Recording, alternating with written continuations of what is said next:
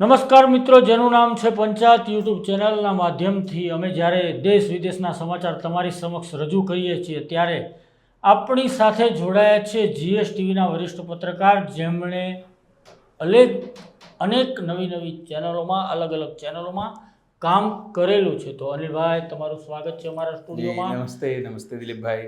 તો ગાંધીના ગુજરાતમાં જે રીતે તાપીના અધિક મેજિસ્ટ્રેટ ટ્રાઇડેનું જાહેરનામું બહાર પડ્યું છે, તો શું આનાથી રાજ્ય સરકારના દારૂબંધીનો ફિયાસ્કો થયો છે?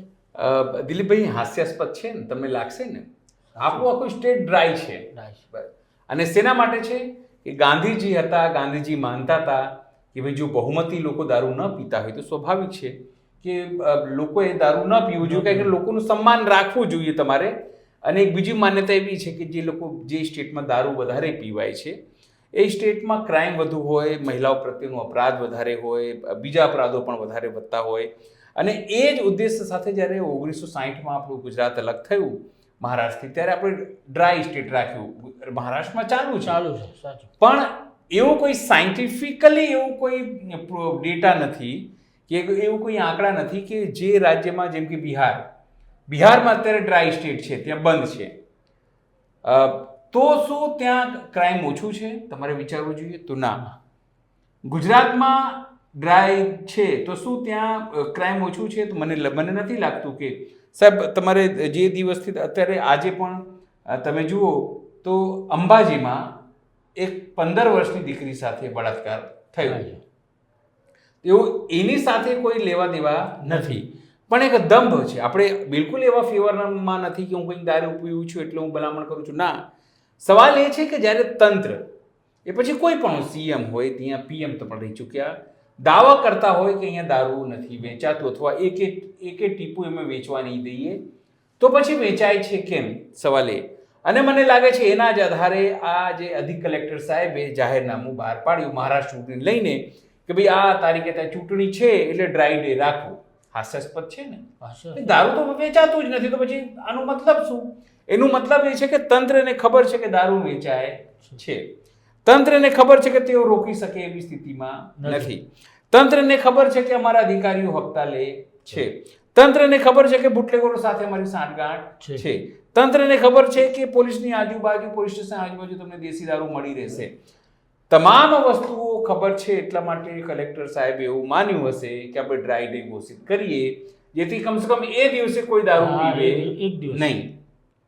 આપણે ત્યાં સરદાર પટેલનું હોય, રાષ્ટ્રીય પર્વ હોય, બધામાં ડ્રાય ડે જ હોય. કોઈ જગ્યાએ લોકો દારૂ બંધ કરી દેતા હોય છે, નથી પીતા હોતા. પણ સવાલ એ છે કે ગુજરાતમાં દારૂ બંધી છે તો કડક અમલવારી કેમ થતી નથી? માત્ર માઉથ કહેવાય કે સર્વિસ છે, એટલે મોડાથી કે બોલવાથી કામ થતું નથી. તમારામાં શું ત્રેવડ છે કે તમે બુટલેગરોને નાખી શકો? તમારામાં ત્રેવડ છે કે તમે અધિકારીઓને છૂટું દોર આપી શકો? તમારા અધિકારીઓમાં ત્રેવડ છે કે જે દારૂ કટિંગ થતું હશે ને બુટલેગરોની સાંઠગાંઠ ના હોય કે એના પૈસા ના હોય? તમારામાં શું એ ત્રેવડ છે કે જે દારૂના પૈસા આવે છે એમાં તમે રાજનીતિમાં ઉપયોગ નથી કરતા? તમારામાં ત્રેવડ છે કે તમે દેશી પોટલીઓ ચૂંટણીઓમાં ઉપયોગ નહીં કરો? આ તમામ વસ્તુઓ નથી ત્રેવડ, તો સ્વાભાવિક છે કે દારૂ વેચાવાનું છે.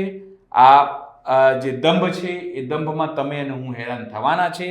તમે જો જુઓ, લોકો નાના છોકરાઓ દારૂ પીને અકસ્માત કરે છે અને બીજા નિર્દોષોને મારી નાખે છે.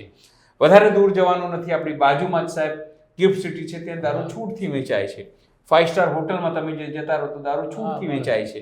સવાલ એ છે તો તમે કયા દારૂ ઉપર પ્રતિબંધ લગાવવા માંગો છો? તમે શું દેશી જે ઠર્રો વેચાય છે એને અટકાવવા માંગો છો, કે પછી પોતાના કાબુમાં રાખવા માંગો છો કે જો તમારે દારૂનો ધંધો કરવો હોય તો તમને અમને હપ્તો આપવો પડશે, અને એ હપ્તાનો ઉપયોગ તમે ABCD શું કરશો એ કોઈને ખબર નથી. બધાને ખબર છે શું થાય છે પૈસાનો ઉપયોગ. પણ સવાલ એ છે કે આ એક પરિપત્રે સરકારની, ભૂપેન્દ્ર પટેલની, સુરતના સુલતાન હર્ષ સંઘવીની, બિલ્ડર આપણા ભૂપેન્દ્ર પટેલની, કે પછી વડાપ્રધાન નરેન્દ્ર મોદી હોય, કે પછી તમારા અમિતભાઈ હોય, કે આખો ચીફ સેક્રેટરી હોય, IAS હોય, તમામનું પોલ જે છે આ એક પરિપત્રે ખોલી નાખ્યું છે.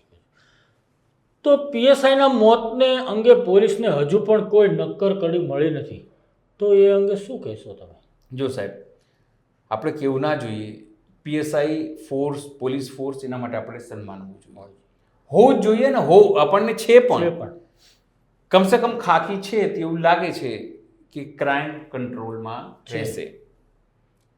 હા, કેટલાક અધિકારીઓ, કેટલાક કર્મચારીઓ, આજે પણ એક સમાચાર આવ્યા કે એક દંપતી વિદેશથી આવ્યું હતું, એની જોડેથી પૈસા પડાવી લેવામાં આવ્યા, એની પાસેથી એની દારૂની બોટલ લઈ લેવામાં આવી, મામલો ગરમ થયો, તો અધિકારીઓ દોડતા થયા છે. થોડા દિવસ પહેલા એક બુટલેગર બહાર આવીને બધાને ઇન્ટરવ્યૂ આપેલા, તો પોલીસે શું કર્યું, પોતાની ઇજ્જત બતાવવા માટે 3-4 પત્રકારો ઉપર પોલીસ કેસ કરી દીધું.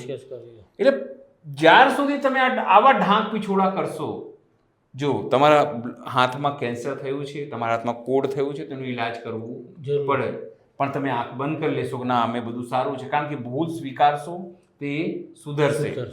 આ ઘટનામાં જે રીતે વાર્તા કહેવામાં આવી કે પીએસઆઈ જે સાહેબ છે એ પોતાના કર્મચારીઓ સાથે ગયા અને દારૂને રોકવાનો પ્રયત્ન કરતા હતા, અટકાવવાનો પ્રયત્ન કરતા હતા, એ પકડવાનો પ્રયત્ન કરતા હતા, અને અકસ્માત થયો, એમનું મોત થઈ ગયું. મોત પછી શું આખા રાજ્યના બુટલેગરો પર કંઈ તરાપ મારવામાં આવી? તો નહીં. કોઈ એવો મોટો બુટલેગરને પકડવામાં આવ્યું? તો નહીં. દારૂ જ્યાં બને છે ભઠ્ઠીઓ, દેશી દારૂ, શું ત્યાં રેડ કરવામાં આવી?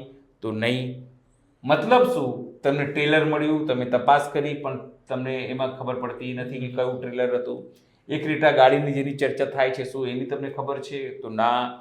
તો જો તમે ગણેશ વિસર્જનમાં પથ્થરબાજી થાય અને તમારા સુરતના સુલતાન એવું કહેતા હોય કે સવારનો સૂરજ પહેલો તડકો જે છે જોવા નહીં દઉં, તો આમાં તમે, એ તો તમારા ફોર્સનો માણસ છે સાહેબ. જો તમારા ફોર્સનો માણસ પોતાની કામગીરી કરતા, પોતાનું કર્તવ્ય નિભાવતા જો બલિદાન એને આપી દીધું હોય, શહીદ થઈ ગયો હોય, એ માણસ એ શહીદીની કેટેગરીમાં આવે. અને એના માટે તમે ખાલી ટ્વીટ કરીને વાર્તા છોડી દો અને એની દફનવિધિ થઈ ગઈ. આજે તો કાલે સાહેબ બધા ભૂલી જશે, તું ક્યાં ને હું ક્યાં. અને આજે ગુજરાત સમાચારે સાહેબ બહુ મોટું છાપ્યું છે કે પોલીસ ભાગીદાર છે. પોલીસ જે છે બુટલેગરો સાથે ભાગીદાર છે, અને એટલા માટે તમામ વસ્તુઓ નથી થઈ રહી. આ મારું કોટ નથી, નહીં તો કાલુટલી પોલીસ મારું. આજે ગુજરાત સમાચારે છાપ્યું છે મોટા પાયે, નહીં તો જેલમાં નાખી દે કે તમારું અપમાન કરો. ચલો દિલીપભાઈ, તમે પૂછતા હતા ને બહુ, ચાલો. અને કોણ હતો તમારો કેમેરામેન, એને બી ઉપાડો. અને બહાર કોણ હતો, વેઢી બી ઉપાડો, ઉપાડી લે 1 મિનિટમાં પોલીસ. કારણ કે એમને શરમ જેવું કંઈ છે નહીં, ન તો કમિશનરને, ન તો ડીજીપીને, ન તો આખા તંત્રને. કારણ કે જો શરમ હોત ને સાહેબ, તો 1 મિનિટમાં પકડાઈ જાય. અને એને સાહેબ કડી અને મેં તમને ના કહ્યું, મને તો અંદરથી આશ્ચર્ય એ વાતનો થયો દિલીપભાઈ કે એક સિંગલ મોટો રેડ ક્યાંક થયો નહીં. હજુ પણ સાહેબ બોર્ડર ઉપરથી દારૂ આવતું જ હશે, હું તમને 100% કહું. એ અલગ અલગ કિમિયાઓ થકી આવતું હશે, એ અલગ કન્ટેનરોમાં આવતું હશે. કારણ કે એ વાત તો નક્કી છે કે દારૂ જે છે ગુજરાતમાં બનતું નથી. એવું તો છે નહીં કે ચાંગુદાજી 2 ટ્રક ભરી લેતા આવીએ. દેશી સિવાય કાંઈ બનતું, બરાબર, અદેશી સિવાય બનતું નથી, પણ વિદેશી બોટલો પકડાય છે ને. એનો મતલબ શું? થોડું પકડવાનું, મોટું જવા દેવાનું. એના માટે હિસ્સો, ભાગ બટાઈ, તમામ વસ્તુ થતી હશે. અને મને તો એવું લાગે છે કે સાહેબ ખૂબ મોટા પાયા મેનેજ થયું છે, એના ખાલી દેખાડો થાય છે. આ પીએસઆઈ મરી ગયા એની તપાસમાં ખાલી દેખાડો થાય છે. જો પોલીસમાં દમ હોય તો સાહેબ બતાવે, નહીં તો હું પોતે પ્રશંસા કરી સાહેબ, તમારે જ કાંઈ કરવાનું. સાચી વાત છે. જો એ પકડી બતાવે અને સાચું નક્કર કારણ સાથે, અને બુટલેગરને સાહેબ એ ઝેર કરે, એન્કાઉન્ટર કરે, હું તો કહું, જો આવી રીતે મોતની સામે મોત. તો પછી હું વ્યક્તિગત માનું છું, જો પીએસઆઈને ઉડાડી દીધું હોય ને કાયદેસર ઉડાડી દીધું હોય, એના હત્યા હોય સાહેબ, તો કેમ તમે એન્કાઉન્ટર ના કરો? વર્દીધારું વ્યક્તિને, તમારો જમાતનો વ્યક્તિ પણ કોઈ ચૂંચા બોલતું નથી. છાપામાં છપાય છે કે તપાસ કરી રહ્યા છે, તપાસ કરી, પણ એ પરિવારને તો પૂછો યાર, જેના ઘરનો માણસ ગયો છે.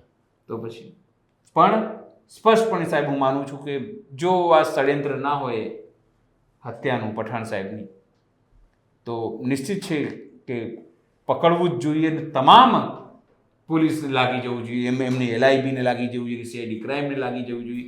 લાગ્યા પણ હશે, હું એવું નથી કહેતો નહીં લાગ્યું, મહેનત કરતા પણ હશે.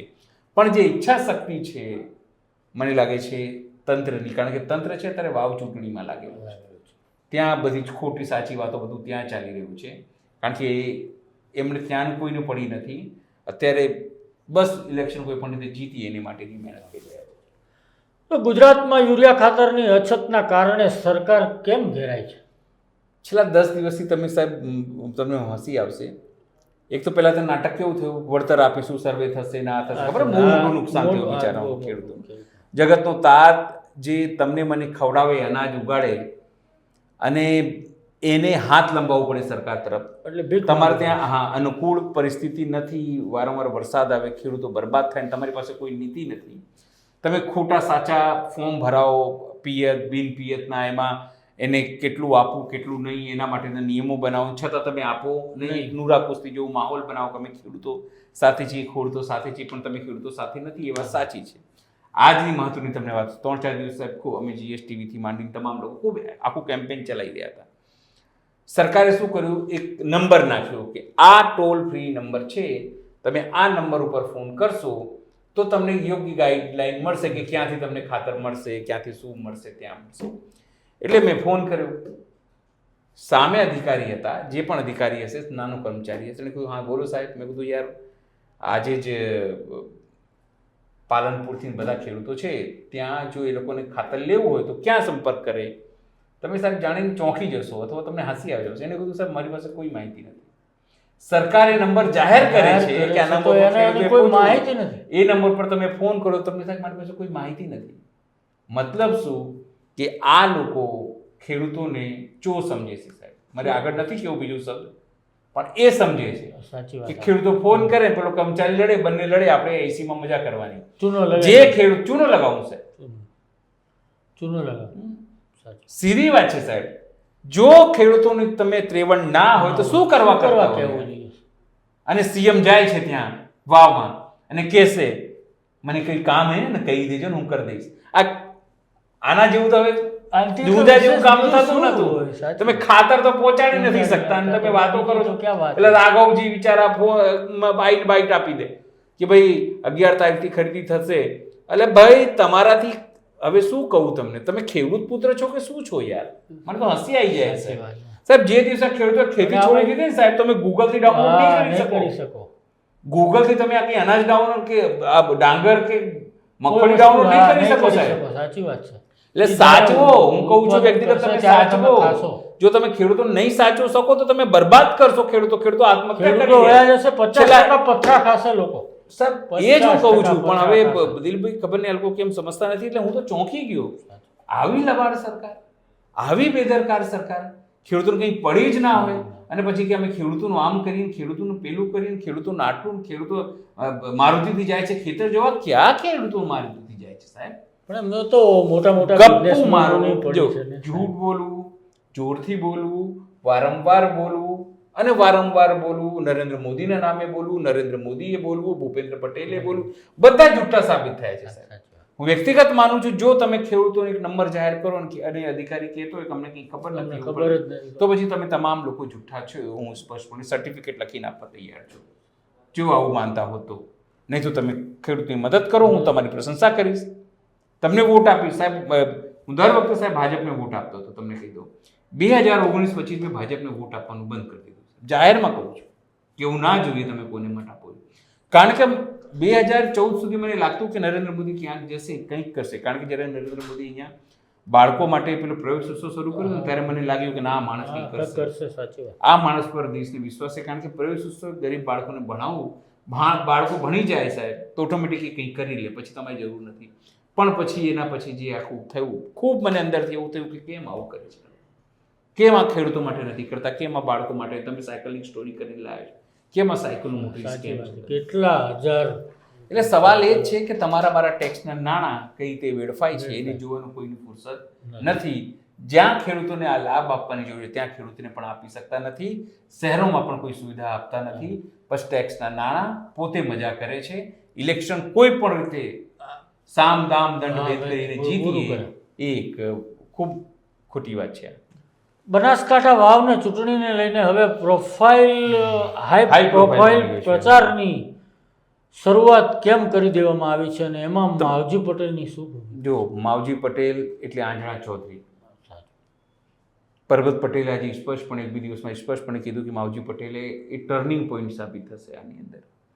માવજી પટેલની તમે ભીડ જુઓ, માવજી પટેલમાં એની પ્રચાર અભિયાન જુઓ, સાવ સીધી એની પાસે ન તો કોઈ સી આર પાટીલ જેવા વ્યક્તિ છે, એની પાસે ન તો કોઈ ગેનીબેન જેવા વ્યક્તિ છે, એની પાસે ન તો સીએમ હર્ષ સંઘવી કોઈ જેવા વ્યક્તિ કોઈ એને જોયું જ નથી.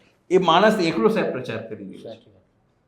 અને કોંગ્રેસને લાગે છે, અને એની અંદર તો કેટલાક ભાજપવાળા કહેવા માંડ્યા છે કે બટેંગે તો કટેંગે. મને હસી આવી કે યુપી વાળો એક યુપી વાળો ભાઈએ યુપીમાં કે બટેંગે તો કટેંગે, અને તમારે વાવમાં એને કેવું પડે તો તમારે તો યાર ડૂબી મરવું જોઈએ સાહેબ. હું વ્યક્તિગત માનું છું સાહેબ. સાચી વાત. જેની મહારાષ્ટ્રમાં એ નથી કે આ કટ્ટર માણસ છે, આ માણસ હિન્દુ મુસ્લિમ કરે છે, એ દેશ માટે જોખમ છે, અને એવા વ્યક્તિની તમે વાત કરો છો અને એનો નારો તમે અહીંયા એક ગુજરાતમાં લાવો છો, બટેંગે તો કટેંગે. શરમવાળી વાત છે સાહેબ, ડૂબી મરવું જોઈએ.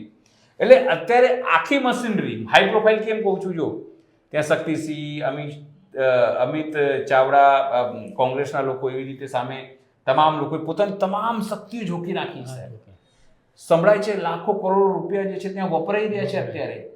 ભલે તમે વાત કરતા હો, આપણે જોયું નથી, સાંભળેલી વસ્તુ કહું છું તમને, હું સાચું ન પણ હોઉં, પણ એક વ્યક્તિ, એક વોટ, પેટા ચૂંટણી એટલી જરૂરી છે કે બધું કામ ધામ છોડીને તમે ત્યાં પડ્યા, ત્યાં જ ચોંટી ગયા. સીએમ જાય, ગૃહ મંત્રાલય જાય, અધ્યક્ષ જે અધ્યક્ષ સાહેબ, અધ્યક્ષ જે કોઈ પક્ષનું ના ગણાય, શંકર ચૌધરી એ જાય. આપણને અહીં થઈ જાય કે આવું તો શું છે યાર એક પેટા ચૂંટણીમાં યાર. તમે હરિયાણા જીતી ગયા, તમે દિલ્હીમાં છો, આટલી બધી તમારી સીટો છે, ના ભૂતો ના ભવિષ્યથી અત્યાર સુધી ગુજરાતના ઇતિહાસમાં આટલી બધી સીટો છે, એક પેટા ચૂંટણી બધું કામ નામ છોડીને તમે ત્યાં પડ્યા. આવું વટનો સવાલ છે.